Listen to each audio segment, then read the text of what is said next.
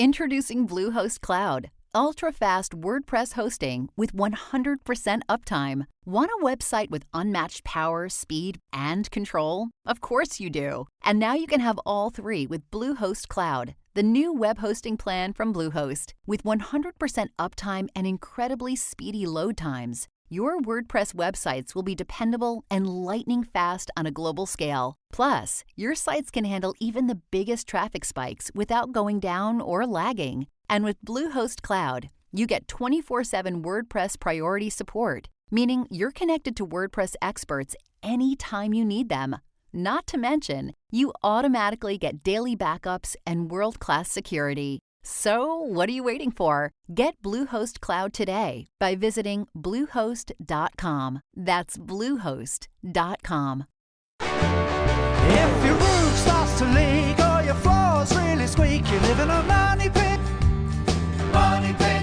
If your basement needs a pump or your place looks like a dump, you live in a money pit. Money pit. Pick up the telephone, fix up your home sweet home by calling 888 Money Pit. The Money Pit is presented by Roof Max, Wagner Sprayers, and the Metal Roofing Alliance. Now, here are Tom and Leslie. Coast to coast and floorboards to shingles, this is the Money Pit Home Improvement Show. I'm Tom Kreitler. And I'm Leslie Segretti. What are you guys doing? Are you working on your house this weekend? You got a project you'd like to get done? Maybe you're thinking about it, but you don't know where to start or whether you can do it yourself or need to hire a pro. Well, we've got two pros sitting right here waiting to take your questions, your calls to help you get started. So reach out to us right now at 1-888-MONEYPIT or go to moneypit.com/ask and click the blue microphone button because we are ready to get to work. Coming up on today's show, if you guys have a pool or any other space that you'd like to keep out of the public eye, privacy screening can help. It's landscaping, so it's natural, and it provides an option over fencing. So we're going to share the best ways to do just that. And also ahead, summer can definitely be rough on roofs, and that is one reason that now is the most popular season to replace a roof. If your roof is ready for a redo, metal roofing offers a lot of benefits that you're not going to find in the other roofing materials. We'll explain why just ahead. And are you looking for a fun fix-up for a rainy summer afternoon? Well, stepping up your stairs is an easy DIY project that can have positive impacts on your home's value. We'll tell you how to do that. But first, we want to help you create your best home ever. From bathrooms to basements and demolition to decor, we're your coach, your counselor, your cheerleader for all of those projects, whether they are big or small. So your first challenge is to pick up the phone. That's not too hard, is it? And call us with your questions at 1-888-MONEYPIT. That's 888-666-3974. Or hear the trick of the trade. We give out a lot of those on this program, but this one is go to moneypit.com/ask and click the blue microphone button where you can record your question and send it right to us for the fastest possible response. So we're ready to get going. Are you? Leslie, who's first? Janet in Arizona needs some help gardening. What can we do for you? I live in Sedona, Arizona, and I live kind of up in a canyon area headed up towards Flagstaff here, and I have a really hard time getting any plants to grow around the very shady sides of my house in kind of border boxes and things like that. And I've tried a few different things, and just with not much luck. So I'm just wondering if you guys have any suggestions. What have you tried? I've tried kind of like coleuses, pansies. Right now, I do actually have something called a still bee that's kind of working there. Have we tried hostas? Hostas? I don't think I've tried hostas. What about a copper plant? Have you ever seen a copper plant? They're very beautiful. They're like sort of a greenish, red, orange kind of a plant with big leaves. Oh, nice. No, I haven't heard of that one. Mm-hmm. I can look for that. Yeah. That would be great. You said you tried. What about begonias? That's a good shady flower. I think I've tried those in my hanging baskets, and they don't do well either. Yeah. Well, some of this is going to be trial and error. You know, I know that Home Depot has a new garden club that they're doing now out of the local stores, and they've got some real experts that are associated with that. So that might be a good place, or just, go to a local nursery and see what they recommend. Yeah. Okay. But those are the typical shade plants that we would put in desert locations. I mean, I use hosta all across the country whenever there's shade, and they come back. They're very hardy. It's a perennial, so it'll come back season after season if you're able to. And they really, they thrive in the shade. And there's a ton of different varieties of hosta, so you can find them in, sort of variegated from like a yellow and green, a green and white, different tones on the greens. So there's probably one that you like. And occasionally, the ones that I have in like my super shady areas almost never flower. The ones that get like partial shade will get sort of like a long wispy one stem with like a couple of like purple flowers on it. But check them out because you really can't kill them. Yeah, I think that's a great suggestion. Thank you very much. You're so welcome. Brian in Massachusetts, you've got the money pit. How can we help you today? Hi, I have some honey oak kitchen cabinets that I'm interested in painting white. I was wondering if there's any certain sort of preparation that I need to do, and is there some sort of primer coat that will kind of fill in the grain, because the oak tends to be a little grainy. Now, I have oak cabinets, and I was looking into having them painted, and you definitely do want to fill that grain because it will stick out through the paint. And as far as what's going to go on there that's going to stick and stay and give you a smooth surface and not be affected by moisture, humidity, all the things that go on in the kitchen, that's a tricky situation. But first, let's talk about what's currently on your cabinets now. They're stained? Nope, it's just urethane. Just urethane. And it feels like it's pretty solid of a coating on there? Yep. Yeah, you're going to want to strip that off. Otherwise, anything that you put on there isn't going to adhere. So what I would start with is either using a chemical stripper, or depending on the quantity of the urethane, you can try to sand it a little bit. But I would try to get as much of it off as I can with a stripping agent. Strip everything down. Then once you've gotten there, you can go ahead and, sand it just to keep everything looking nice and smooth. Use a tack cloth to wipe away any of that sort of residue that's still on there. Make sure you've got a nice clean surface. And then I think Tom can better speak to what you could put on top that would fill in that grain and stick. Once you have it sanded down, I would recommend that you prime it. I would use an oil-based primer for a couple of reasons. It tends to flow nicely, and that's going to fill in some of the grain that you don't want to see.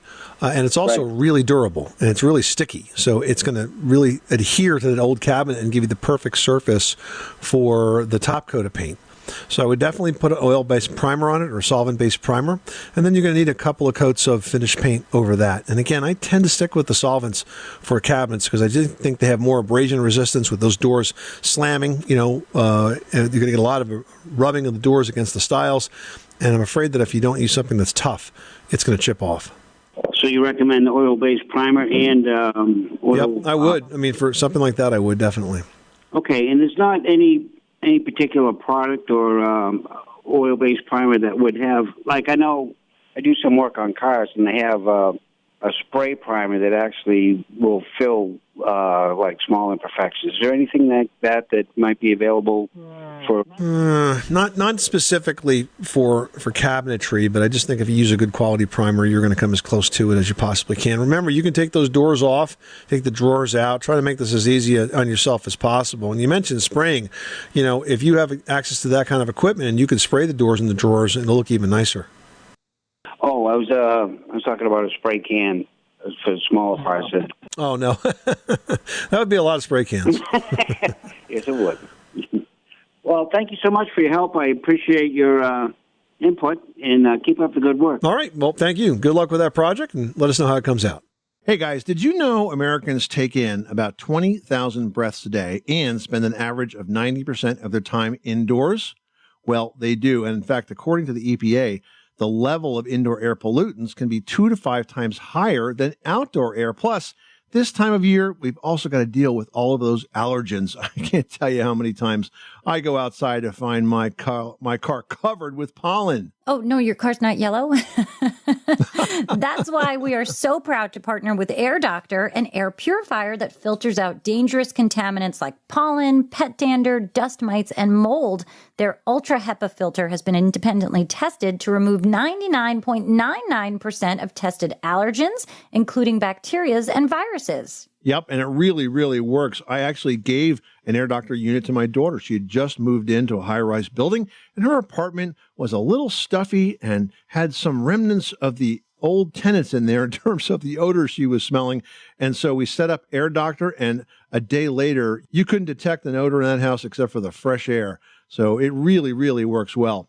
And Air Doctor also comes with a 30-day money-back guarantee. So if you don't love it, just send it back for a refund minus shipping. And they're offering a special discount to Money Pit listeners, and it's a big one. That's right. Just head over to airdoctorpro.com and use promo code MONEYPIT, and you'll receive up to $300 off air purifiers. Exclusive to Money Pit listeners, you're also going to receive a free 3-year warranty on any unit, which is an additional $84 value.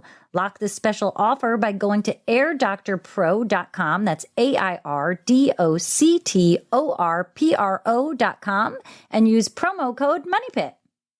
Do you love learning about home improvement on our podcast? Well, we love bringing you all the latest tips and tricks. And if you want to make us smile, leave us a 5-star review on Apple Podcasts. Just go to moneypit.com/review. All right, it's time to talk roofing with Kelly from Delaware. What's going on, Kelly? We have a home that's a 2002. It's not architectural shingles. It's just the flat shingles. It's in a resort town, a lot of salt water. We're wondering if the shingle rejuvenation products are worth trying to attempt to get extended life on these shingles. I know Lowe's sells a brand, and I know there's a company out there that is like a national company that sprays a roof. Yeah. So first of all, so your roof is over 20 years old, so it is naturally getting to the end of a normal life cycle. We work with RoofMax. It's probably the national company you're talking about. It's roofmaxx.com. Now, I can tell you that before we started working with RoofMax, I thoroughly reviewed all the research that was done on their product, because having spent 20 years as a professional home inspector, I've seen roof treatments come and roof treatments go, but I was impressed by the work that these guys had done in advance.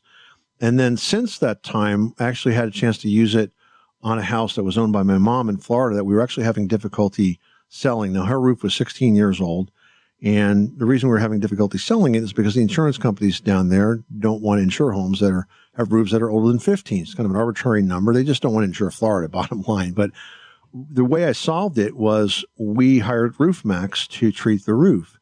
And I met with the team down there. We went up on the roof together. All those years as a home inspector, I know when a shingle looks dried out. And this one was getting there. I mean, it wasn't worn out, but it was certainly in the last quarter of its life cycle. Once they put the product on, we actually could see a huge difference in the flexibility of the shingle, not right away, but I mean the next day. They actually came the day before because we were filming this, and they sprayed half the roof, which they normally, of course, wouldn't do in real life. And we came back the next day, and we were able to kind of do a side-by-side comparison between the RoofMax treated side and the side that was untreated. And man, what a difference it made. And it actually, as a result of that, we had the local building inspector certified the roof as having at least 5 years of life left in it. And that's what the insurance company needed to move off that refusal to insure the home. So I think it worked, and I think it worked well. And it's about 20% of the cost of the new roof. Now, is it possible that a roof can be too old to do this? Yes. And that's why RoofMax dealers all do inspections to determine that first. They're not going to sell you the product if your roof has exceeded their ability to treat it. So I think sort of a no-risk first step is for you to find your local RoofMax dealer, which you can look up on roofmax.com, and have them come out to your house and look at the roof, see if it qualifies, and then give you an estimate for the cost. But my experience has been good. That's good to know. I just want to make sure it wasn't a gimmick. No, I had the same concerns myself because, like I said, I used to pull up to roofs as a home inspector and I'd look up, and my knee-jerk reaction was, and it was a 20-year-old development, and I'll look up at the roof and it looks very nice and bright and white. I'm like, oh, I must have put a new roof on. And then I get up on the ladder and I look down at the roof and I notice that in the keys, the slots between the shingles, those were also white. And I'm thinking, well, that's weird because normally that part of the roof is natural, asphalt shingle color. Well, of course, it didn't take long for me to figure out that these guys had painted the roof like with regular paint and called it a roof treatment. So I've seen lots of gimmicks over the years, but that's why I'm so cautious about products like that. And I really was pretty impressed. And you can look up the research yourself. It's on their website at roofmax.com. Well, I appreciate that so much. You're welcome. Good luck with the project. Let us know how you make out. Thank you so much. Bye-bye. Well, enjoying a relaxing afternoon in your own backyard is one of the true joys of homeownership. But what if you've ever had that feeling that your neighbors are getting an eyeful every time you're out there? it might be a good idea to try to create a more private area. Yeah, and there are a lot of very natural ways to do just that. Typically, when you think of privacy screening, you assume it's going to take a fence to accomplish that. But there are some natural ways that can do just as great a job, if not better. So here are a couple of options. First, consider a line of evergreen trees or arborvitae trees. These can provide year-round seclusion even better than the fence because there are no municipal restrictions on how high they can grow, right? I mean, all sorts of rules and regulations about fencing, but not about lines of trees and bushes. An arborvitae is a good choice because it doesn't need pruning to keep it full shape from top to bottom, and it adapts to a wide range of growing conditions. Now, if there's a deer problem in your area, like mine, go with a specific type of arborvitae called green giant arborvitaes, which are deer resistant. Now, trees that are evergreen are also an option, but if there are power lines above your screen, you don't want trees that are so big that they're going to grow into those wires. Now, you have to pay attention to their width at maturity. The rule is that the spacing between trunks when you plant that tree should equal what that width is going to be when it's mature. Now, while the ideal growing conditions may vary by species, one thing all of these evergreens do have in common is that they love the sunshine. So you've got to give them at least 6 hours of direct sunlight a day, and their foliage will remain full and keep that privacy intact year round. Now, to get a sense of privacy right away, you want to select specimens that are at least 6 feet tall with green foliage and moist root balls. They're going to reach 15 feet or more when they are mature, and these trees need to be planted far enough apart so that they will be touching each other when they're full grown, but they're going to be stunted if you put them too close together now. And that spacing really does depend on the variety that you choose. Now, in time, as the hedge fills in, you're going to have a solid wall of green to enjoy year-round. We're actually about 4 years into a line of green giant arborvitaes, and man, these things have grown, I got to say, at least 6 feet over 4 years. In fact, now they're about 4 or 5 feet wide. I'm thinking about trimming them back because they're getting so big, but they're just beautiful, and they form a really nice hedge that gives us a nice bit of privacy to our backyard. Alice in Maryland's on the line with an electrical question. What's going on at your money pit? We are trying to determine whether it would be worthwhile to replace our service. Our house was built in 1976. We currently have 150 amp service underground. An electrician recommended that we upgrade to 200 amp service, and it's a pretty big expense. So we're wondering if that's worthwhile. Are you doing any sort of renovation that requires more power? Are you adding in central air, upgrading appliances? Is there a change happening that requires the power? We've done a lot of upgrading here in the past, and this is just something that recently was recommended to us when we had just a ceiling fan installed by the electrician. I have to say, Alice, that I think what your electrician is recommending you do is fund perhaps his next vacation or college tuition payment, because I don't think going from 150 to 200 makes much difference. Is this a gas fired house? You have natural gas? We have no gas in the area. So this is all electric? Yes. How are you heating your house? Is it a heat pump? We have a heat pump, yes. And you have one zone or two? How many heat pumps do you have? One zone. I got to tell you, I mean, I think you probably have enough, unless you can prove to me that he's... Yeah, unless you can prove to me that you're really using more than 150 amps. I seriously doubt you need 200. That's a lot of power, even for an all-electric house. Interesting. I mean, we had to upgrade to a 200 amperage service because we put in central air conditioning. And we were only on 100, and that was that. Right. Mm-hmm. Mm-hmm. Yeah, I mean... And even 100, I mean, I was an inspector for 20 years. I used to put a tool called an amp probe on those main cables when everything was running in the house. I mean, we're talking about electric ovens, refrigerators, freezers, air conditioners, and, it would be like a 150 amp service pulling like, 50, 60 amps with everything on. So, you'd be surprised how much you can pull through that. Okay. I think you ought to get a second opinion. We were skeptical, so thought it was... Didn't feel right.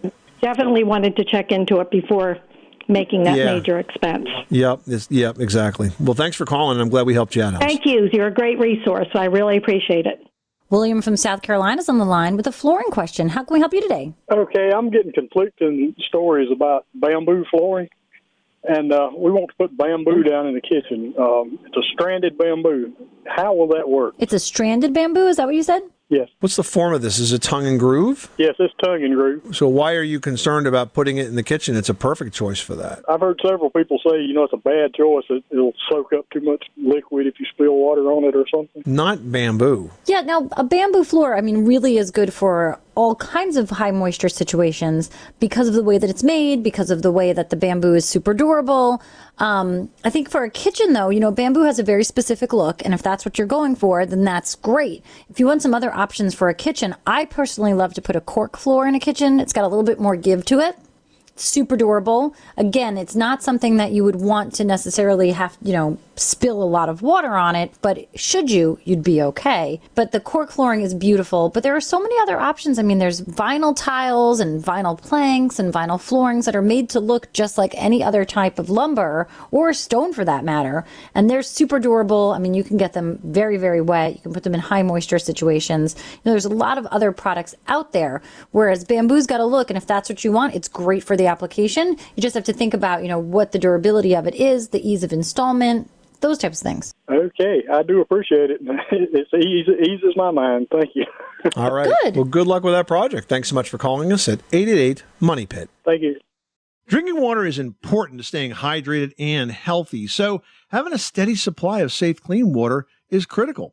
But according to research by the Environmental Working Group, 3 out of 4 homes in America have harmful contaminants in their tap water. That's why we're thrilled to be working with AquaTrue. AquaTrue purifiers use a 4-stage reverse osmosis purification process, and their countertop purifiers work with no installation or plumbing. It removes 15 times more contaminants than ordinary pitcher filters and are specifically designed to combat chemicals like PFAS in your water supply. AquaTrue's proprietary purification technology is independently tested to remove over 80 of the most harmful contaminants, including chlorine, fluoride, arsenic, PFAS, nitrate, and many more. In fact, when I compare AquaTrue with my old water filter, I can definitely taste the difference. AquaTrue saves you money, too. Just one set of filters from their classic purifier makes the equivalent of 4,500 bottles of water, and they have water purifiers to fit every type of home. AquaTrue comes with a 30-day money-back guarantee and even makes a great gift. Today, Money Pit listeners can receive 20% off any AquaTrue purifier. Just go to aquatrue.com, that's AQUATRU.com, and enter code MONEYPIT at checkout. That's 20% off any AquaTrue water purifier when you go to aquatrue.com and use promo code MONEYPIT, MONEYPIT. Some people enjoy composing their own music, chord by chord, and others are happiest when they come across that one perfect song. Work is not a lot different than that. Whether you prefer building your own workflow or using a pre-made template, with Monday.com, you and the team can work in a way that's comfortable for everyone. Tap the banner to go to Monday.com and build your own amazing workflow, or find an awesome template. No judgment. Well, spring rains hit hard, and that's one reason as we move into summer, it's a very popular time for replacing your home's roof. But no matter what the weather, if your roof is ready for a redo, quality metal roofing offers lots of benefits you won't find in other materials. To learn more, we welcome Renee Ramey, the Executive Director of the Metal Roofing Alliance. Welcome, Renee. Oh, thank you, Tom and Leslie. It's so nice to be here. It's the season for re-roofing. It's a time when it all sort of comes to the forefront in terms of our attention, especially if we've been through some of the storms that we've been hearing about on the news lately. I want to talk first about metal roofing's durability to stand up to storms, and in particular, the terrible hurricanes and tornadoes that we've seen very recently and going back several years. How does metal roof do with those super high wind situations? Very well. Actually, we like to tout quality metal roofing systems as being superior to pretty much any other roofing material out there, and in large part it has to do with how the systems are installed, which in layman's terms uses a lot of screws and fasteners and clips, and just by design and specification, the structure of the material, add that all together, and it just really creates a solid, performing, durable protection for your home.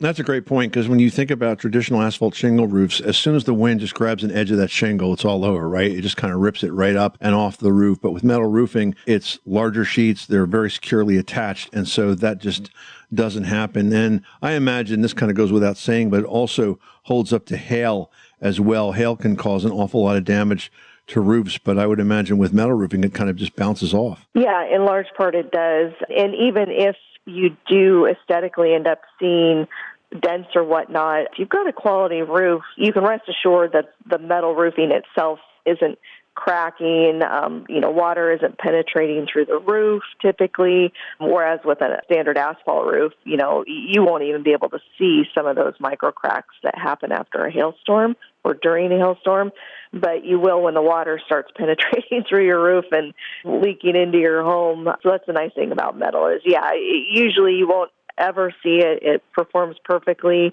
even if it did leave a mark. Again, the quality metal roofing, you can rest assured it's not getting through the roof to your home. Speaking of roof leaks and storms, what's the position of insurance companies on metal roofing? I would imagine that they favor it greatly. Do they offer discounts to folks that have metal roofs? Yeah, in most regions they do. In fact, I'm not aware of any regions they do not. I'm sure they exist, but I definitely am aware of most that do. We're talking to Renee Ramey. She is the executive director of the Metal Roofing Alliance, about quality metal roofing. And Renee, I want to ask you about one of the concerns about metal roofing is that folks think that it's a very noisy roof. But I tend to think they're thinking of the very old-fashioned metal roofs, before we had the systems we have today. Do you still hear that concern? Yeah, we actually do hear that quite often, especially in the rainy season. But you are correct. Our metal roofing systems of today, if they're installed correctly, are not going to be any noisier, if not more quiet, actually, than other roofing materials. And along the same lines, it is metal, and we know that lightning loves metal. Does having a metal roof make your home more attractive to a lightning strike? It does not. Actually, we just got done putting together a promotional piece that spoke to lightning and the myths of metal roofing. But the things that actually draw lightning are more to do with the height of a structure or where it's located more than the material itself. And in fact, metal roofing will help dissipate. If by chance the structure is hit with lightning, the metal roofing will help that energy dissipate through a wider surface area, which a lot of times can actually help downplay the damage of a strike versus might be with another type of material. Yeah, that makes sense. Now, while we're talking about climate, let's talk about areas of the country that have been devastated by wildfires. And I know what always gets me is I see these homes that have just been completely demolished, and yet there they were with a wood shingle roof. So it's kind of like throwing kindling to those fires when you see that. But metal roofing, obviously, completely fireproof, that's not going to happen. If I had to be in a house in a fire, I would certainly want it to have a metal roof, right? Most systems are rated Class A, which is the highest rating you can get. And the nice thing about metal roofs, again, insulation is a big part of the performance of a metal roof, but it is what we call ember resistant. So a lot of times, even if you're not right on the fire or in the fire, embers can travel up to a mile and still cause damage. And, with metal roofing, it's ember resistant from the fact that, if a burning ember lands on a metal roof, it's not going to catch fire. The way the metal roofs are installed, if they're installed correctly for wildfire areas, even the ability for an ember to, blow into an area of the roof underneath, it can help there as well. So no, metal roofs perform very well in fires. And we've seen that a lot in fire-prone areas. I bet you have a lot of folks that had wood roofs before and now on the rebuild went metal all the way. Yeah. In fact, I live out on the West Coast, and we had a fire a couple of years ago that was just devastating, burnt down hundreds and hundreds and hundreds of homes. And a couple of the counties actually put in a mandate that you had to put in a metal roof if it was a new roof going on a home. Well, there certainly is a lot to know about metal roofing, and we call it quality metal roofing because there's a lot of differences in quality out there. But if you're using a good product, you're going to get great benefits. I want to ask you about one more that I know a lot of folks are unaware of whenever I mention it, and that is the energy efficiency of a roof. When you choose roofing materials, you generally don't think about whether or not they're energy efficient or not. It's just sort of not part of the consideration set. But with metal, it definitely should be, and that has a lot to do with the coatings. So can you talk about that, how metal roofs are finished today and how the coatings help us from an energy efficiency perspective? Yeah, absolutely. And you're spot on. Metal roofs, a lot of them have what's called a cool coating, which is basically referring to the paint system that goes on the metal itself. And the composition of those paints nowadays have properties that will actually reflect a lot of incoming heat. And if any is absorbed, there's a thing called emissivity, and that just speaks to how much of the heat gets re-emitted back into the atmosphere. But the short story is that with a good roof, with a good coating, you're going to see your energy bills go down, both on the heating front and the air conditioning front, depending on where you live. We've seen some pretty impressive energy cost reduction numbers in different regions of the U.S. and Canada where it makes a significant difference. Yeah, those low E coatings are amazing, very similar to what you have in an energy efficient window where it reflects the heat back out and doesn't let it get in to the home. So all around, lots of great reasons to consider metal roofing. Now, Renee, I know on your website at metalroofing.com, you have a lot of consumer resources. I think they're really well done. We've got a couple guides that were done in partnership with third-party entities out there. There's a sustainability guide and a resilience guide.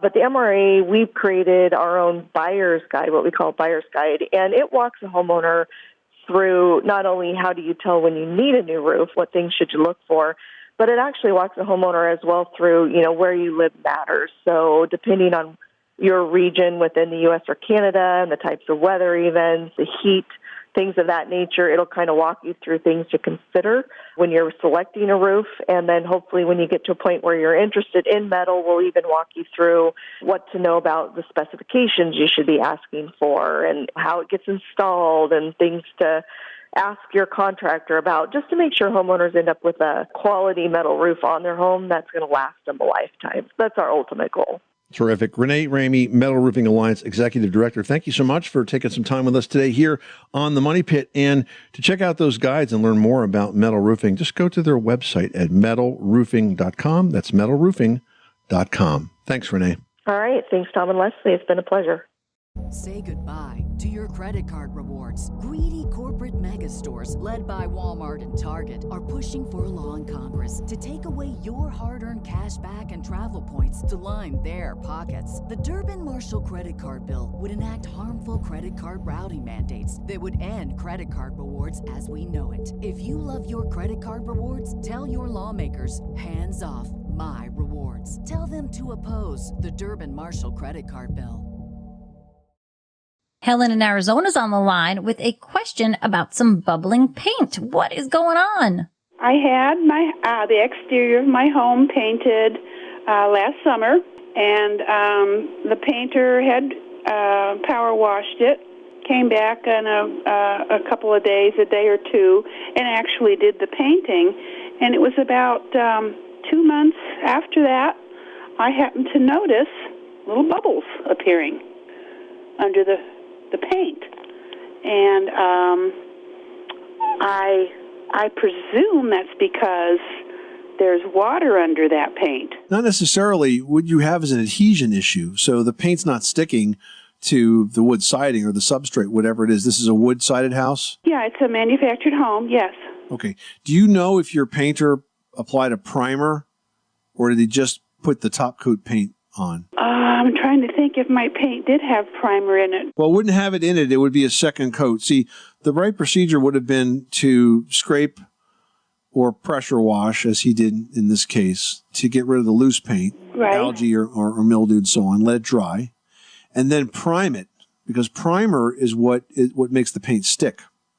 Now, if he didn't prime it and the paint's separating after 2 months, that's a big problem. And it's a problem for your painter, because he did something wrong. There's no way that paint should be failing after 2 months. I had it painted the fall prior, and the person did a terrible job.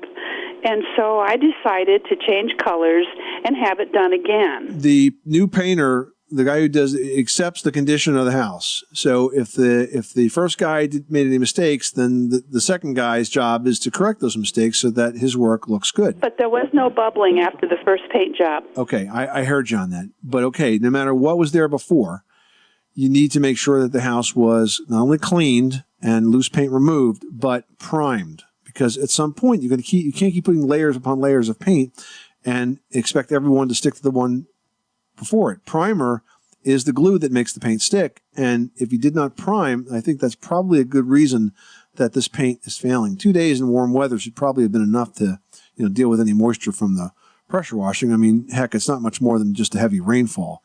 So I think what you need to do is to contact that painter and have them back and have a discussion as to why your paint's failing after a short period of time. It absolutely should not be happening. Thanks for calling us, and wish you the best of luck with that project. Well, some areas of the home may seem easier to update than others, but if you feel stuck with a dated stairway that was built decades ago, they may be actually one that you can do something about. Yeah, you can do this project yourself. All you need is a tape measure, a drill, and a few other common tools. It's a very easy update, and you can switch out dated wooden balusters for trendy iron balusters. It's a project you can get done in an afternoon, and it's a much more affordable project than replacing an entire stair system. Yeah, and the idea of mixing wood and iron in your home is a very popular design trend that we're seeing a lot of these days. And this is a project where you can keep your wood handrails and posts, but add in those elegant iron balusters. And I tell you, there's a lot of design styles out there. There's some that are super ornate and turned, and there's some that are really simple and kind of clean and modern. So there is definitely an iron look for you that's going to work with your design style. Now, that project simply involves swapping out that wooden baluster for the designer iron ones. Now, after those older wooden balusters are carefully removed, pivoting fasteners are attached to the handrail, then the iron balusters are inserted, pivoted, and swung into that vertical position. Alignment is completed and screws are tightened to secure that baluster. And boy, do you have a beautiful, fantastic new look. Yeah, and like you say, there are a lot of systems available for sale to help you with this project, or you may feel more comfortable with hiring a contractor to complete the upgrade, but either way, it's going to cost you a lot less than replacing that stair system. Russ in Shippensburg, Pennsylvania reached out, and he says that last winter my kitchen sink water lines froze. I'd left the cabinet open, but it didn't help. This time they didn't burst, but I'm worried that it could happen again in the future. What's a good way to avoid this? Yeah, and now's a good time to do that. We're not dealing with sub-zero temperatures. One good way to deal with this is to replace the metal lines, the metal, probably copper lines that you have, with PEX. Now, I did this exact project in my old house because my water lines ran up the exterior wall, and even though it was insulated, it just wasn't enough insulation when it got really, really cold out. So what we did is we left those pipes in place, and then we rerouted them, in my case, from a crawl space inside the kitchen cabinet. So it went from the crawl space up through the floor into the kitchen cabinet and then connected to the faucets from there, and we never had a frozen issue again. And PEX is a good product to do that with because, frankly, even if it does freeze, it expands and it doesn't break. All right, now we've got a post here from Sean who says, I'd like to convert a bathtub to a walk-in shower in my upstairs bath. I had 2 plumbers tell me that that would be a bad idea. My guess is they just don't want to do the job, but is there any reason that I shouldn't be changing this to a walk-in shower? Well, I think putting in a walk-in shower can be a smart idea, especially if you're planning on being in that home into your older years, where you having a barrier-free shower can really come in super handy. Leslie, you tell me what you think about this, but my 2 cents is if you already have a tub, at least one tub in the house, it's okay to create any others that you have in the showers. But I think you ought to have at least one tub because when you go to sell your house, a lot of parents are going to want that tub, not for themselves, but for bathing the kids, right? 100%. I mean, you need a place to wash the kids, and the kids generally don't like showers for a long, long time. So you want that bathtub. So if you're taking it away without putting another one in, then you definitely are making a mistake. But if you've got multiple baths, then go for it. Yeah, I don't see any reason from a plumbing perspective that it would be a bad idea. So I think you're just not talking to the right plumber, Sean. So good luck with that project. Well, if you have the room for it, a play set or a deck is a great addition to your backyard. But if you're going to build one yourself, you need to be sure you use the right type of wood. Leslie has the details in today's edition of Leslie's Last Word. Leslie? Yeah, if you're thinking about building a deck or a backyard playset this summer, you want to make sure that you use a sturdy wood that's resistant to decay and to pests, because both can wreak a lot of havoc on anything that you build out of that lumber. But you also want to be cautious in the lumber that you choose, because chemicals in treated wood can leach out, and you really just don't want to expose your kids to that possibility. So for decks and playground equipment, a better option to consider is reclaimed cedar or redwood, as both of these options are natural and are naturally resistant to fungus and insects. Now, as for those playground surfaces, wood chips are also very good and a natural choice, but one product that I would stay away from now is a playground surface made from recycled tires. That rubber was designed to contact the road and not your kids, and there have been many concerned about the chemicals that it might be releasing, so let's just avoid that altogether, and better safe than sorry. This is the Money Pit Home Improvement Show. Coming up next time on the program, outdoor living spaces have never been more popular, and that includes outdoor kitchens. But cooking and dining outside requires some special recipes of its own. We're going to have tips for designing an amazing outdoor kitchen on the next edition of The Money Pit. I'm Tom Kreitler. And I'm Leslie Segretti. Remember, you can do it yourself, but you don't have to do it alone.